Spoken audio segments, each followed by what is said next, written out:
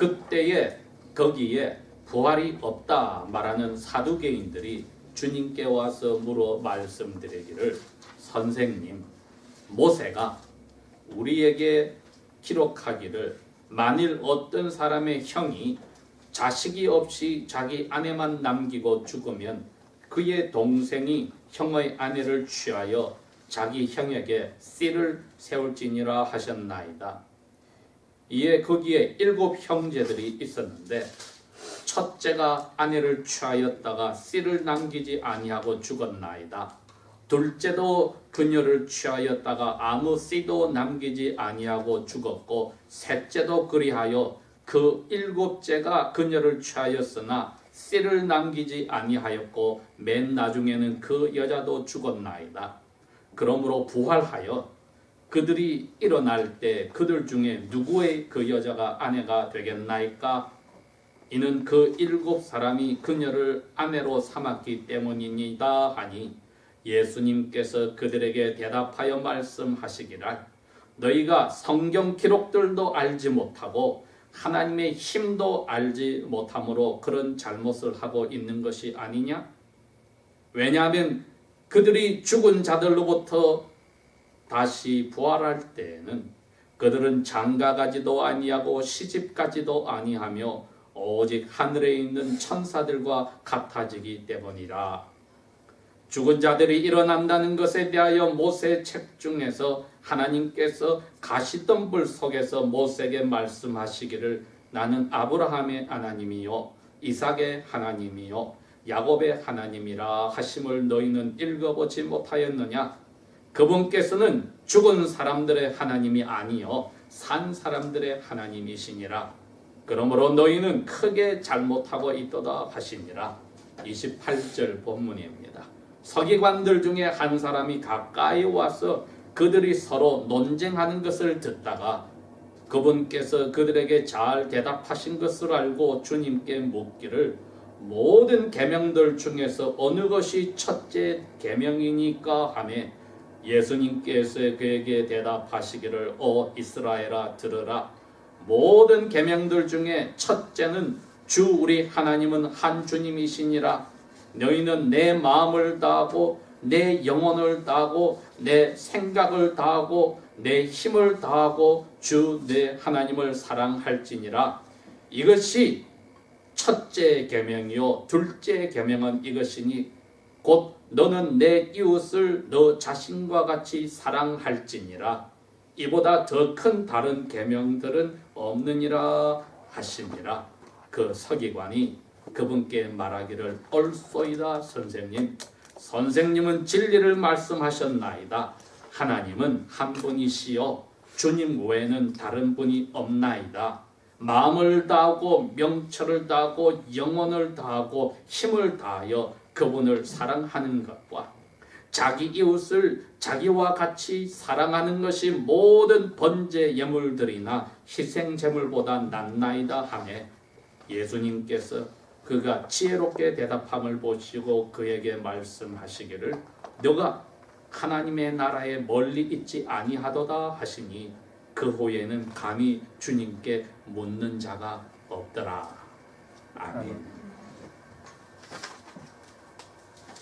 오늘 본문에는 2가지 내용이 있지만은 18절부터야 예수님과 그 당시의 사두개 대표들과의 논쟁이 있었으나, 그 밑에 28절부터는 예수님의 대답과 그 당시의 율법학자와의 이야기가 나와 있습니다. 특별히 28절부터의 내용은 우리 그리스도인들이 지난 2000년 동안에 가장 중요하게 말하는 단어가 나와 있습니다. 사랑이라는 단어가 나와 있습니다.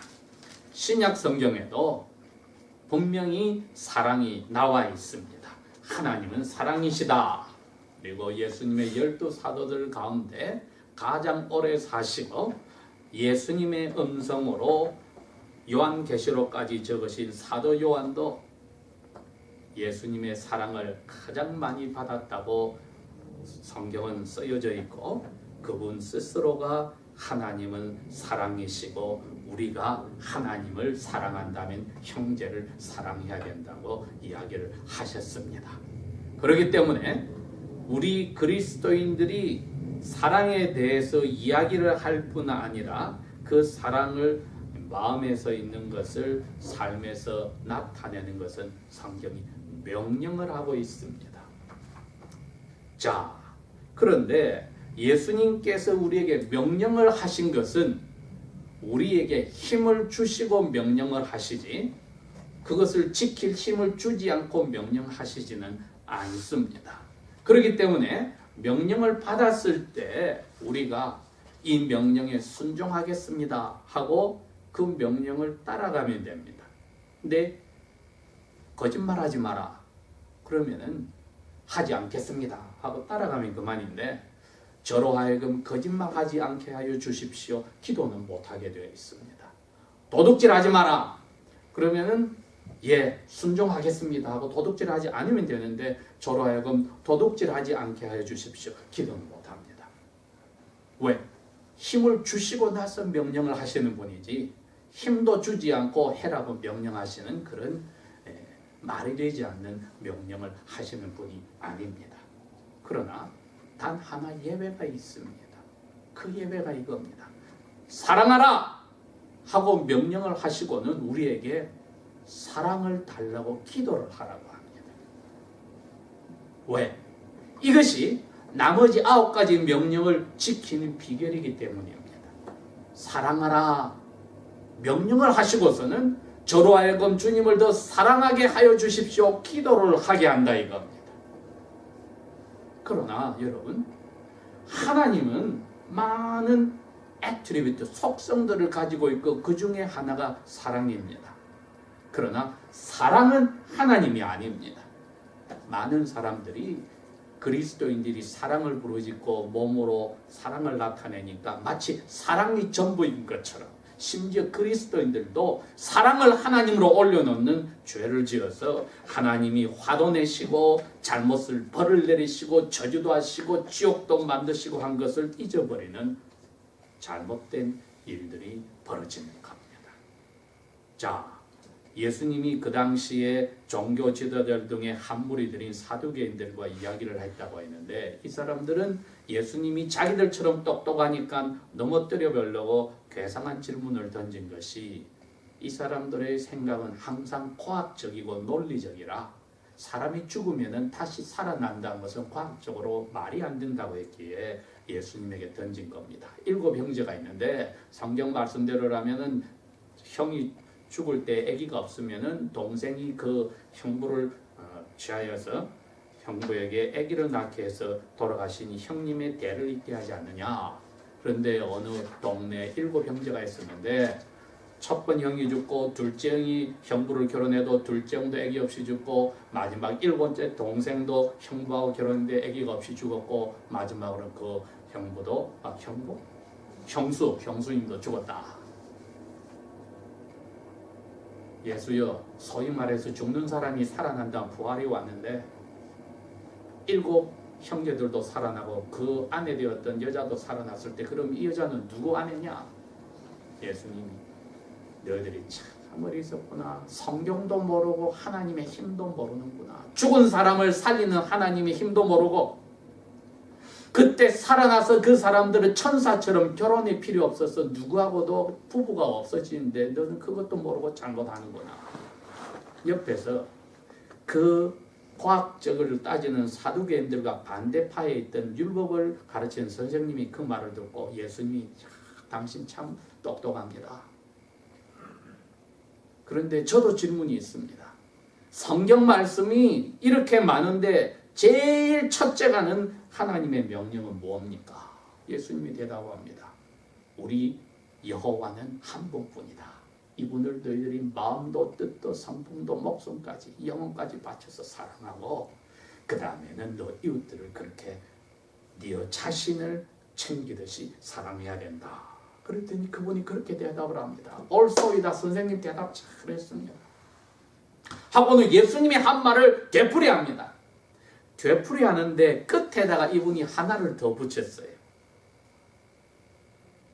31절에 가니까 이거보다도 더 큰 명령이 없는데 33절에 하나님께 바치는 즐거움의 번제 예물과 희생 피를 죽여서 바치는 예물보다도 하나님 사랑과 이웃 사랑이 더 중요합니다.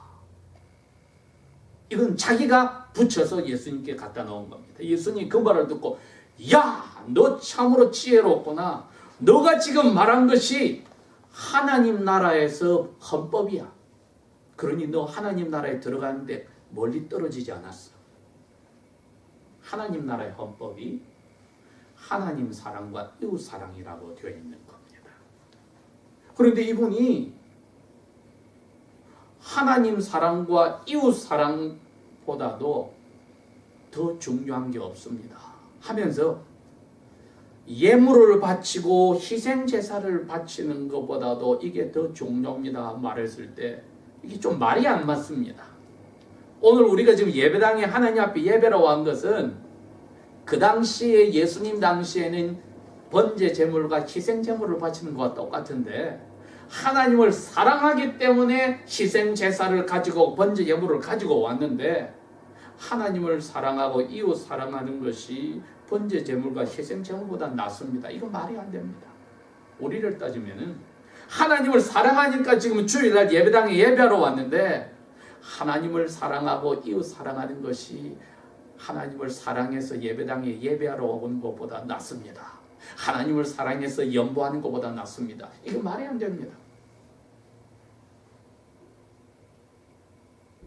하나님을 사랑하기 때문에 그 사랑을 나타내려고 예배를 하는데 하나님을 사랑하기 때문에 그 말씀에 따라서 번제 제물과 희생 제물을 바치는데 하나님을 사랑하는 것이 이 예배나 제사보다 낫습니다. 이게 도대체 무슨 말입니까? 여기에 예수님이 이 서기관의 말에 지혜로움이 있고 하나님 나라의 법칙을 이야기한 겁니다. 지난 주일날 저희들이 교동문에 가면은 이사야서 58장에 분명히 나와 있거든요. 내가 기뻐하는 기도는 예배 중에 하나가 기도입니다. 금식 기도는 특별히 굶어가면서 먹고 마시지 않으면서 하는 기도는 내 앞에 엎드려서 먹고 마시지 않고 잠잠자고 기도하는 게 아니고 사람들의 억울하게 붙잡힌 것을 풀어주고 멍의 줄을 끊어주고 고생하는 사람들을 자유롭게 해주고 어려운 자리에서 그 사람들을 도와주는 것이 아니냐. 가부와 고아들이 힘들어하는 것을 챙겨주고 돈 없는 사람들, 집 없이 떠돌아다니는 형제 자매들 너희 집으로 초대하는 것이 아니냐. 그리고 너희 친척들 중에 돈이 없고 먹을 게 없어서 고생하는 사람들 피하지 말고 챙겨주는 것이 아니냐. 여러분 이게 다 눈에 보이는 것들을 이야기하는 겁니다. 그래서 오늘 예수님이 하시는 말씀은 다른 게 아니라 하나님 사랑한다 하는 것은 예배하러 와서 사랑합니다 하면은 끝나는 것 같지만 그거는 하나님이 너희들을 안 믿어준다는 겁니다. 희생예물을 가져와서 짐승을 죽인다 하더라도 안 믿어준다는 겁니다. 왜? 하나님이 눈이 안 보이는데 믿는다고 사랑한다고 말로 하고 예배한다고 사랑하는 게 아니라는 거죠. 오늘 예수님이 지금 그 이야기를 하시는 겁니다. 보이지 않는 하나님을 사랑하는 것을 아는 유일한 방법 하나는 눈에 보이는 이웃 사랑을 사랑할 때만 진짜가 된다는 겁니다. 그렇기 때문에 보이지 않는 하나님을 사랑한다고 예배하고 희생 제사를 바치는 것은 쓸모가 없느니라. 이사야서 58장에 나와 있듯이 눈에 보이는 이웃을 너가 사랑하면은 그때야 보이지 않는 하나님을 사랑하게 되는 것이라는 겁니다. 이게 이해하기 어려운 게 아니라 실천하기가 어려운 겁니다. 예수님이 그래서 제자들에게 이야기했습니다. 얘들아, 너희들이 희생제물을 하나님 사랑한다고 가지고 가다가 머릿속에 뭐가 딱 떠오르는 게 있어. 어떤 사람에게 너가 상처를 받은 게 떠오르지? 그런데 상처받고 너 그 사람을 용서 안 했지? 그러면 제단 옆에 예물을 두고 돌아가. 그 말은 예배당에 운전하고 예배하러 오다가 그 생각이 떠올랐습니다. 그 사람에게 상처를 받은 거 꽁하고 용서를 안 했어요. 그러면 온전 돌아가라는 겁니다. 가서 그 사람 만나서 내가 당신에게 상처받았지만 내가 용서해 주겠어. 그 사람이 너의 그 용서를 받고도 뻔뻔스럽게 내가 뭐 잘못했는데 그거는 그 사람이 하나님 앞에 받아야 될 문제고, 당신은 마음속에 그 사람을 용서하고 이웃 사랑하고, 당신 미워하는 사람을 용서하고 이웃 사랑의 제일 꼭대기가 원수 사랑이니까 하고 나서 예배하러 오라. 그러면은 보이지 않는 하나님을 너가 이웃 사랑했기 때문에 내가 너의 예배를 진짜로 받아주겠다. 그 이야기입니다. 이제는 우리가 아는 겁니다. 이웃 사랑을 내 몸처럼 한다는 것은 내가 누구에게 상처를 줬을 때 그 사람이 나에게 내가 너의 상처 준 것을 용서하겠다 하고 싶은 마음이 있듯이, 내가 나를 챙기듯이 그 사람도 나의 용서를 받아야 될 하나님이 주신 권리를 나는 지키는 겁니다.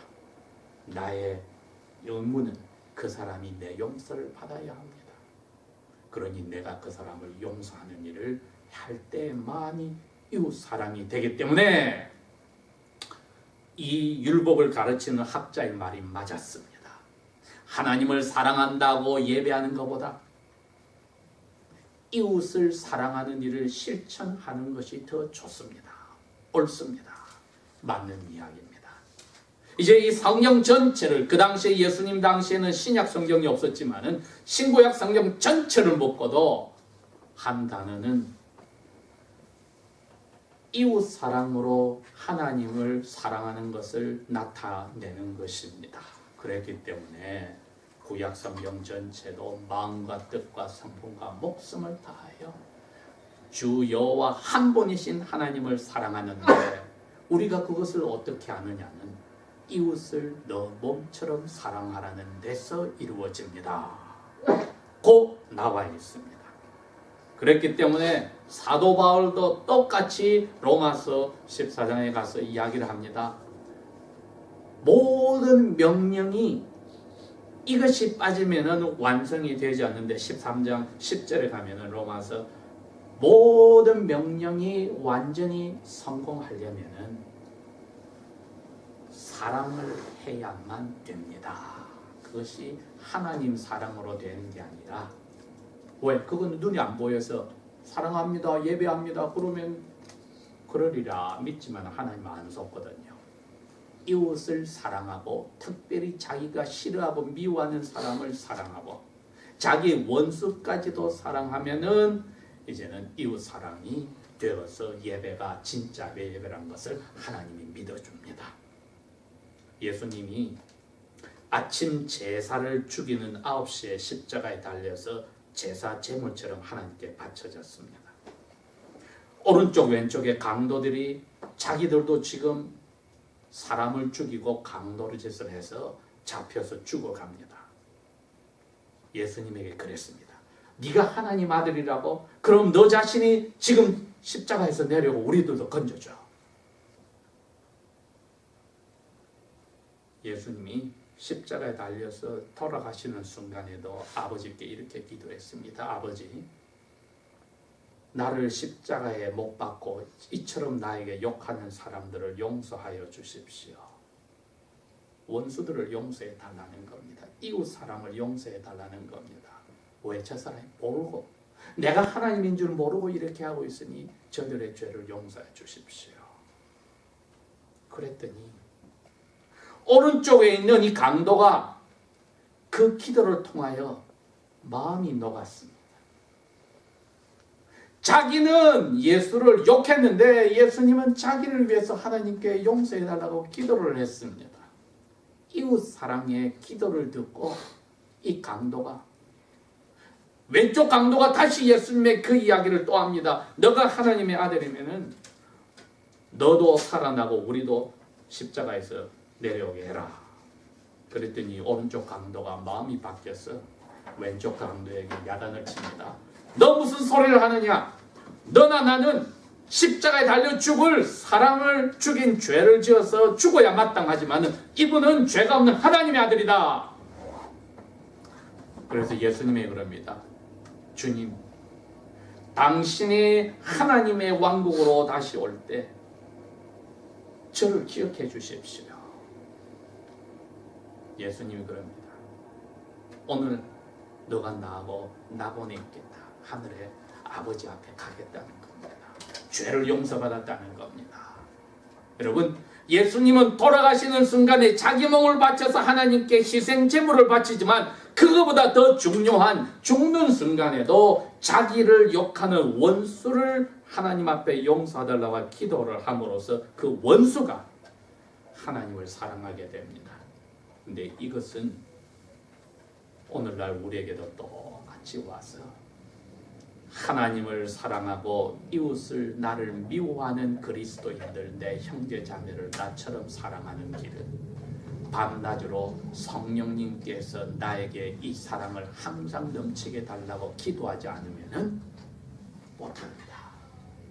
그러기에 사랑하라고 명령하시면서도 이것만은 기도하라고 밤낮으로 부르짖는 자에게 하물며 성령 하나님을 선물로 주시지 않겠느냐고 예수님 말씀하심으로써 우리로 하여금 날마다 기도할 때 이거 주십시오 저거 주십시오 떠나서 진정 보이지 않는 하나님을 사랑하는 길, 이웃 사랑과 원수 사랑의 길은 성령 하나님이 주시는 넘치는 사랑이니 이 성령께서 나로 사랑으로 넘치게 하여 달라고 하는 기도는 우리가 마음에서 이제 저절로 나의 마음에 상처를 주는 아내나 남편이나 부모나 자식이나 형제 자매나 친척이나 동료들이라도 사랑할 수 있도록 자연스럽게 나올 때까지 밤낮으로 우리는 기도를 쉬지 말아야 합니다.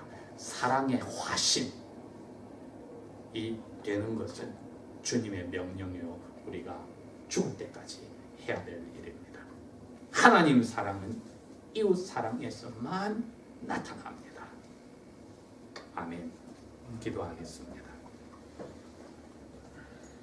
아버지 하나님, 성령 하나님께서 우리의 마음을 녹여서 죽으면서도 자기를 욕하는 강도까지, 자기를 죽인 원수까지 사랑하는 그 기도, 우리의 마음 속에서 사랑의 기도로 바뀌어서 날마다 살아나게 하여 주십시오. 성령 하나님이여, 이 끝없는 생명의 사랑의 샘이 우리의 더러운 악한 영혼 속에서 날마다 씻어주고 넘치게 하여 주십시오. 예수님 이름으로 감사 기도합니다. 아멘.